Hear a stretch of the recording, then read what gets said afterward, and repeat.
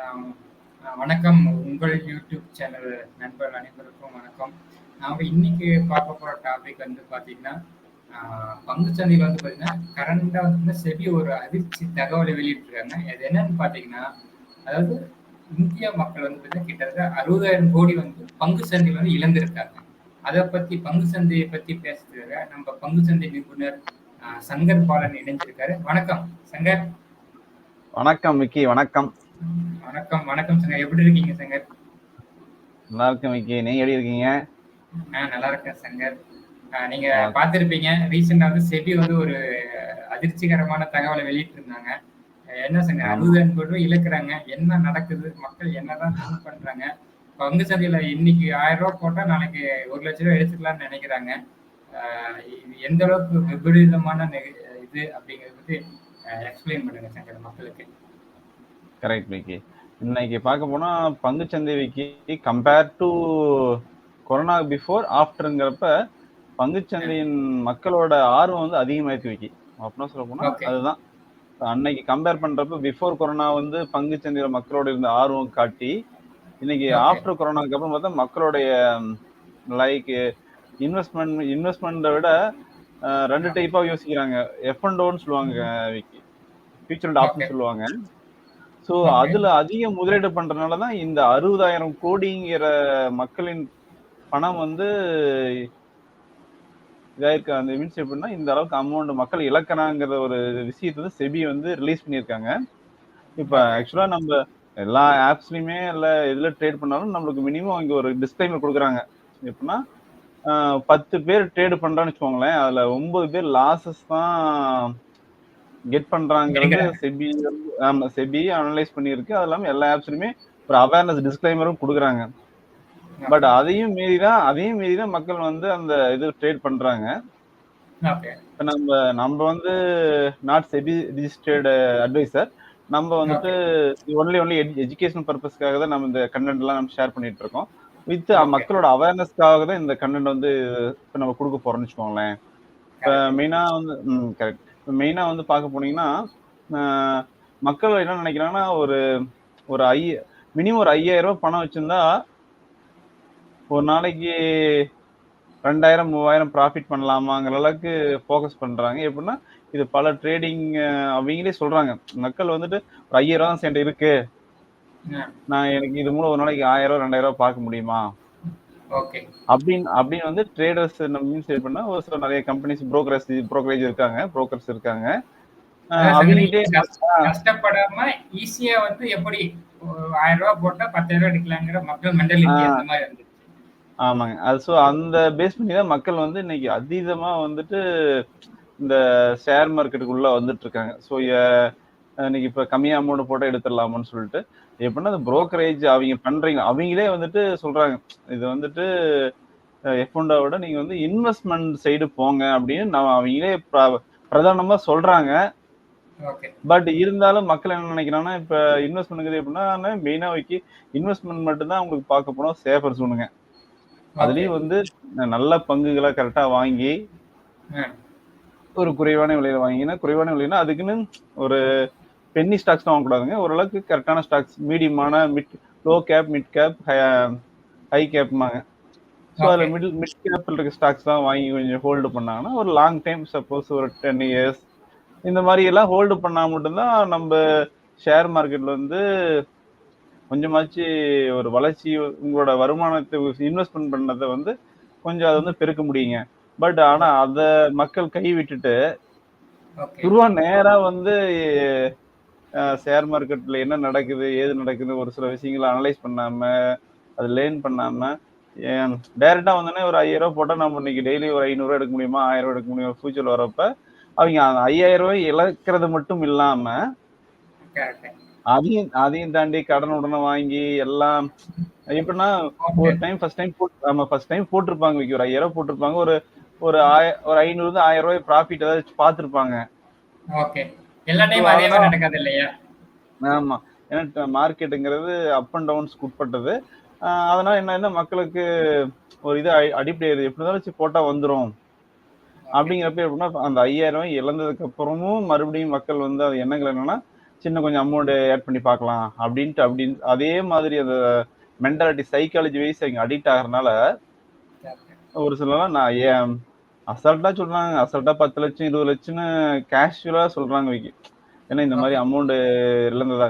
So அதனாலதான் நம்மளோட SEBI கவர்மெண்ட்டும் நிறைய ரூல்ஸ் கொண்டு வராங்க. ஏன்னா பிஃபோர் இப்போ லாஸ்ட் 3 இயர்ஸ்க்கு முன்னாடி வந்துட்டு இந்த எஃப் அண்ட் டோன்னு சொல்லுவாங்க, ஃபியூச்சர் அண்ட் ஆப்ஷன் வைக்கி. அது எப்படின்னா ஒரு கான்ட்ராக்ட் மாதிரி வாங்கி சேல்ஸ் பண்றது. அதுல வந்து 3 வருடத்துக்கு முன்னாடி வந்து அதுல பெரிய அளவிலான பிசினஸ் கிடையாது. பட் இன்னைக்கு பார்க்க போனா 40% மேல வந்து அதுலதான் ட்ரேட் பண்றாங்க. மக்கள் ஆமா, மக்களோட அதிகரிப்பு அதிகமா இருக்கு. அது இல்லாம மக்கள் வந்து பணம் ஏகப்பட்ட காசுக்காக தான் எப்படின்னா செபி ஒரு அனௌன்ஸ்மெண்ட் குறைஞ்சது 50,000 இருந்து 60,000 கோடி வந்து மக்கள் வந்து தங்களோட சேவிங்ஸோ இல்ல அவங்க ஏர்ன் பண்ற மணியோ சேலரியோ எல்லாம் வந்துட்டு இதை போட்டு பெருக்கலான்னு சொல்லிட்டு பார்த்தா 2 நாள் 3 நாள் ப்ராஃபிட் இருக்க மாதிரி இருக்கும் அவங்களுக்கு. பட் லாஸ்ட் 2 days பாத்தீங்கன்னா நீங்க ப்ராஃபிட் எடுத்ததும் போயிடும். மக்கள் என்னன்னா இப்ப ஒரு 5,000 ரூபாய் இன்வெஸ்ட் பண்ணாங்கன்னா ஒரு 1,000 ரூபாய்க்கு ஃபர்ஸ்ட் வாங்கி பார்க்கலாம், ஒரு 500 ரூபாய்க்கு வாங்கி பார்க்கலாம் அப்படின்னு இல்லாம டைரக்டா 5,000 ரூபாய்க்கே வாங்கிடுறது. அதனால லாஸ் வந்து அதிகமாகுது.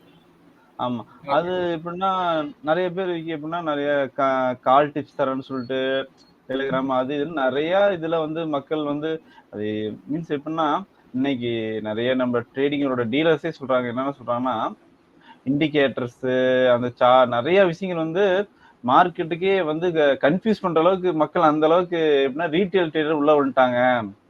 அவங்க பால வந்து எந்த ஒரு விஷயத்தையும் அனலைஸ் பண்ணாம அவங்க பால இஷ்டத்துக்கு வாங்குறாங்க. அந்த கிரீன் கலர் அந்த சார்ட் இருக்கு, அந்த ஹேண்டில் பிளஸ் லைட்டா மேல இன்க்ரீஸ் ஆனா உடனே பை பண்றாங்க. டிகிரீஸ் ஆனா அவங்களுக்கு அந்த அண்டர்ஸ்டாண்டிங் இல்லைன்னு வச்சுக்கோங்களேன். இந்த பார்த்தா ஃபர்ஸ்ட் ஒரு ஹேண்ட்ல உங்களுக்கு ஏறுற மாதிரி தெரியும், டக்குன்னு உடனே பை பண்ணுவாங்க. அடுத்த கேண்டில் பார்த்தா அது மேல போகுமா கீழே வருமானு தெரியாது, டக்குன்னு வாங்கியிருப்பாங்க, ஹைல போய் வாங்கிடுவாங்க. டக்குன்னு பார்த்தா அந்த கேண்டில் ஒரே ஒரு கேண்டில் வந்து ரெட் கலர் கேண்டிலுக்கு ஃபார்ம் ஆகும். ஒரு சப்போஸ் 5,000 ரூபாய்க்கு வாங்கியிருந்தேன்னா அது வந்து கடைசியில் ஒரு 1,000 ரூபா 2,000 3,000 ரூபாய் கிட்ட மைனஸ்ல காமிச்சிட்டு க்ளோஸ் ஆகும். ஸோ அதுக்கப்புறம் எப்படின்னா அந்த ஒரு அதில் அண்டர்ஸ்டாண்டிங் இல்லாமனாலதான் எப்படின்னா மக்களுக்கு வந்து இன்னும் ஓகே ஆமா அவேர்னஸ் இல்லை. அது இல்லாம இப்ப நிறைய செபி ரிஜிஸ்டர்டு அட்வைசரே சொல்றாங்க இது வந்து ரொம்ப ஒரு 7 to 8 வருஷம் எக்ஸ்பீரியன்ஸ் கேண்டிடேட்ஸே வந்து அவங்க வந்து லாசஸ் வந்து பார்த்துட்டு இருக்காங்க.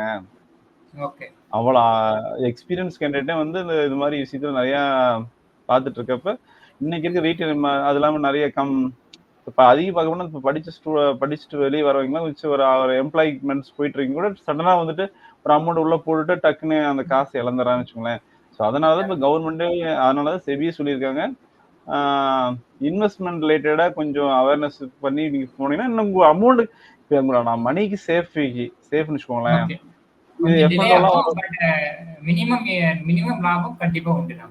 கன்ஃபார்ம் அதுல எந்த ஒரு மாற்றம் இல்லை.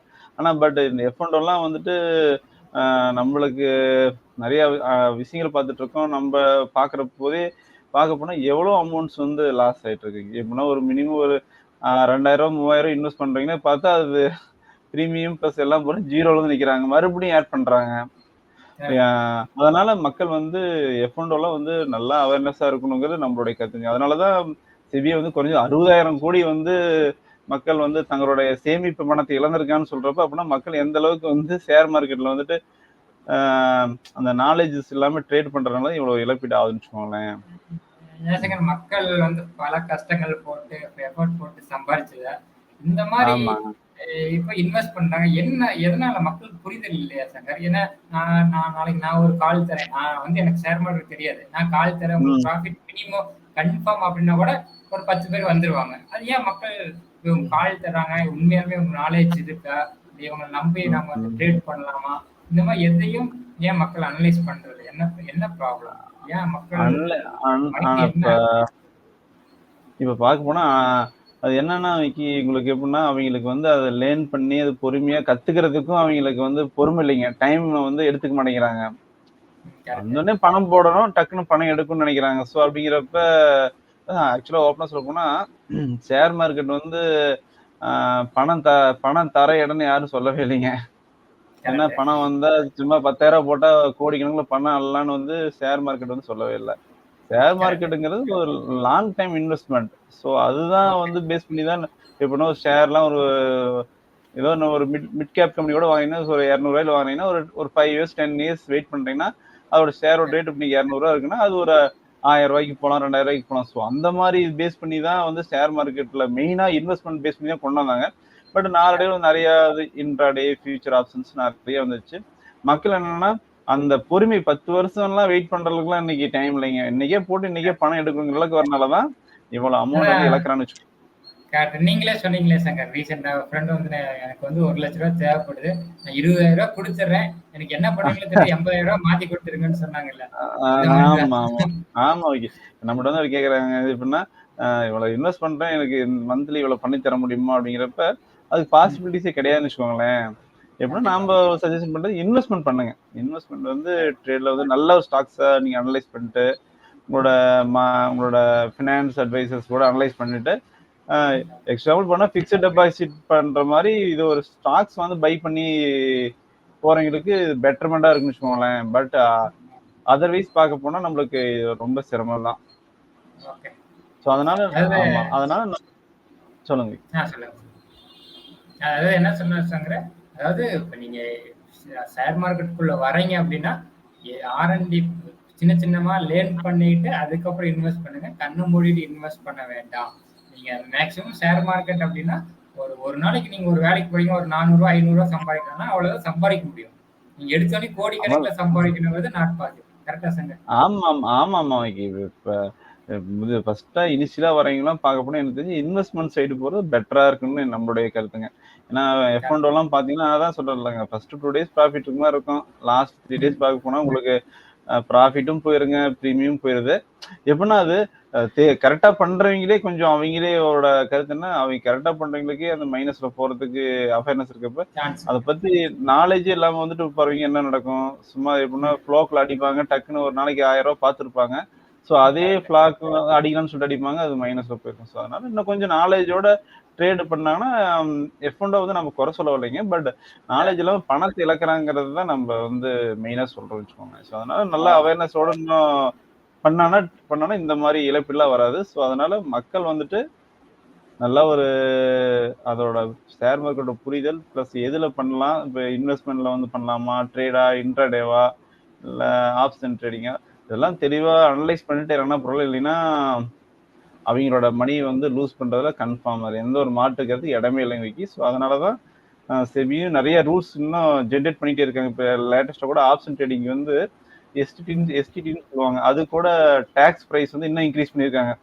ஏன்னா வேற வழியில ரூல்ஸ் இன்க்ரீஸ் பண்ணி உடனே மக்கள் அதிகமா பணம் இழக்கிறாங்கிறப்ப மார்க்கெட்டோட நிலைமை வந்து மார்க்கெட்டோட நிலைமை மோசமா போயிருந்துச்சுக்கோங்களேன். அந்த மார்க்கெட்டோட நிலைமை மோசமாகவும் தடுக்கிறதுக்கு நிறைய ரூல்ஸ் கொண்டு வந்துட்டு இருக்காங்க. அதனால மக்களோட பணம் ஏன்னா டக்குன்னு பார்த்தா இருக்கும், அப்புறம் கடைசியில இல்லாம போயிடும். ஸோ அதனால மக்கள் கொஞ்சம் சேஃபரா இருந்து பணத்தை சேமிச்சு பயன்படுத்திக்கிறது, ஷேர் மார்க்கெட் யூட்டிலைஸ் பண்ணிக்கிறது நல்ல டைப் தான். பட் கொஞ்சம் அவேர்னஸோட பண்ணணுங்கிறது நம்மளுடைய கருத்து.